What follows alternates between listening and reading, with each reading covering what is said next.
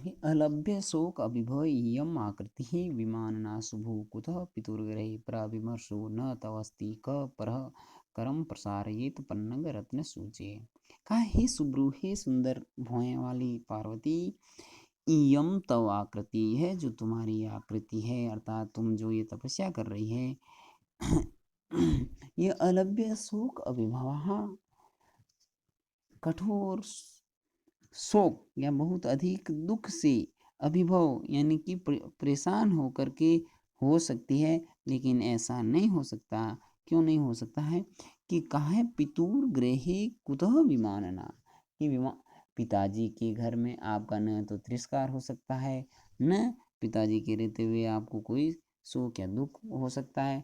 तो आपकी यह आकृतियात, आपका जो तपस्या के लिए तत्पर होना है, वो किसी दुख से है, ऐसा भी नहीं हो सकता। पर अभिमर्शो न तवस्ति, और कहा है हे पार्वती, तुम्हारे लिए पर अभिमर्शो दूसरों का दुस्साहस या दूसरों का बलात् स्पर्श भी संभव नहीं है। तो कहा है क्यों, तो कहा है पन्नग रत्न सूचये क करम प्रसारे। यहाँ पर ये है दृष्टांत अलंकार की पन्नग रत्न सूचे। पन्नग का मतलब होता है सांप और उसके ऊपर रत्न यानी जो सांप की मणि होती है, सर्प मणि, उसको सूचे यानी स्पर्श करने के लिए क करम प्रसारित, कौन हाथ फैला सकता है। अर्थात सांप जो कि जहाँ हमेशा खतरा बना रहता है, उसको उस मणि को प्राप्त करने के लिए जिस प्रकार कोई हाथ नहीं फैला सकता, उसी प्रकार आपको स्पर्श करने के लिए भी कोई दुस्साहस नहीं कर सकता। अतः आपकी इस तपस्या का क्या कारण है वो मुझे अभी तक पता नहीं चला है। किमिति अपास्य आभरणानि योने धृतं त्वया वार्धक्षोभिवल्कलं बद्ध प्रदोषे स्फुट चंद्र तारका विभावरी यदारुणाय कल्पते। अब कहा है कि किम यानी क्यों, इति यानी इस प्रकार से, अपास्य आभरणानि, आभरणानि यानी आभूषणों को, अपास्य यानी छोड़ करके, यौवने यानी यौवन के समय में, अर्थात जवानी के समय में भी, त्वया यानी तुम्हारे द्वारा, वार्धक शोभी वल्कलम धरतम, वार्धक शोभी यानी बुढ़ापे के लिए जो शोभा देता है, बुढ़ापे में जो शोभा देता है, ऐसे इस वल्कलम यानी वल्कल वस्त्र को धृतम यानी धारण किया है। वद यानी कहो, बताओ कि प्रदोषे स्फुट चंद्र तारका, प्रदोषे यानी रात्रि के समय में, रात्रि मतलब मध्य रात्रि के समय में, जब स्फुट चंद्र तारका बहुत ही अधिक तारे और चंद्रमा चमक रहा हो, उस समय विभावरी यानी रात्रि, अरुणाय कल्पते यत, क्या अरुणा यानी सूर्य की कल्पते यानी कल्पना कर सकती है।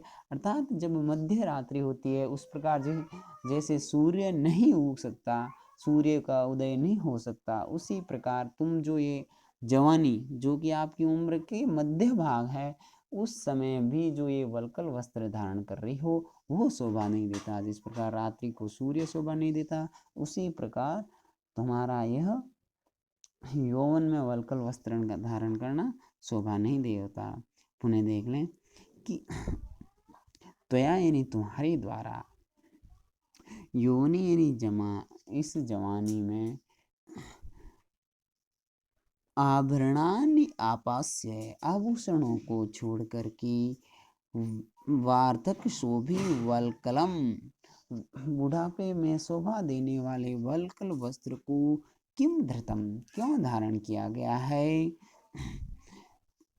आगे दृष्टांत अलंकार कह रहे हैं कि यत यानी क्या या क्यों, स्फुट चंद्र तारका प्रदोषे, मध्य रात्रि के समय में जब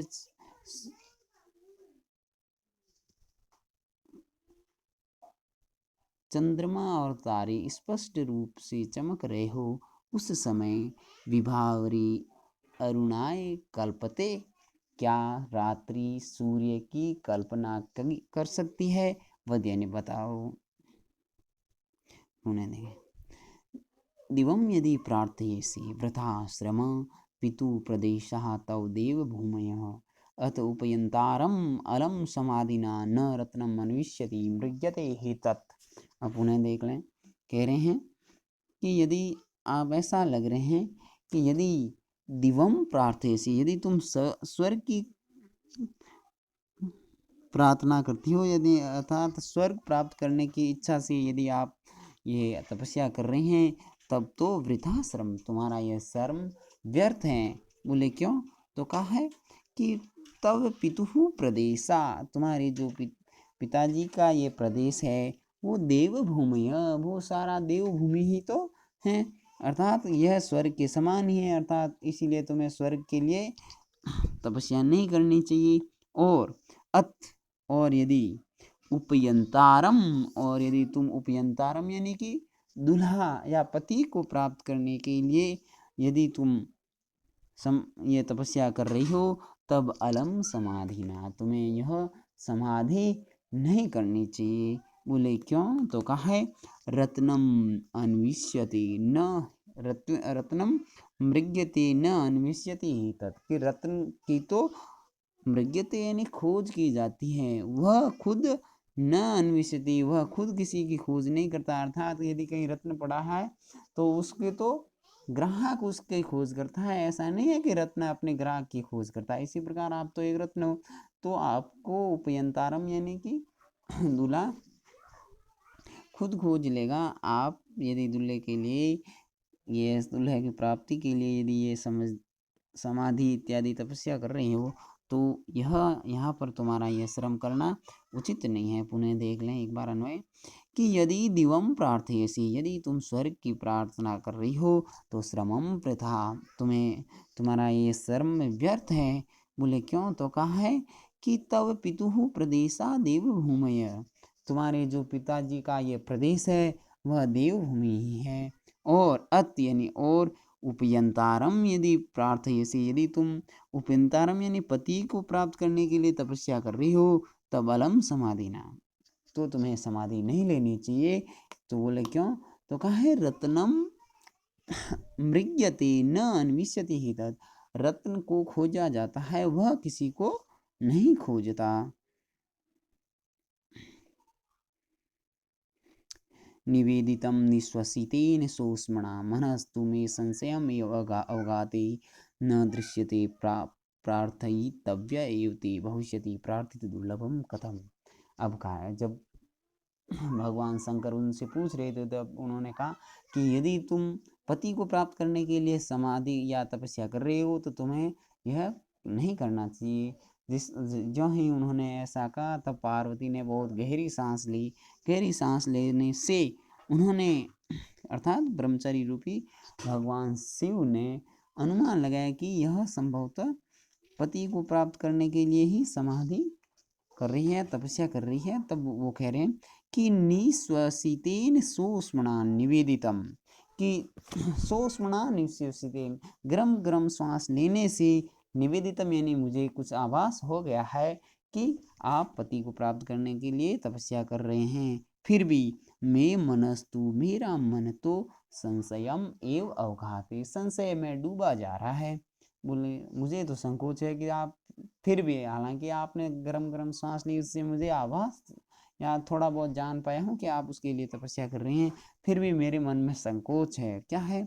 कि न दृश्यते प्रार्थितव्यम एव ते, कि तुम्हारे लिए कोई प्रार्थितव्यम यानी कि तुम किसी की प्रार्थना करो या तुम्हारे लिए कोई प्रार्थना के योग्य है, ऐसा तो दिखता ही नहीं है।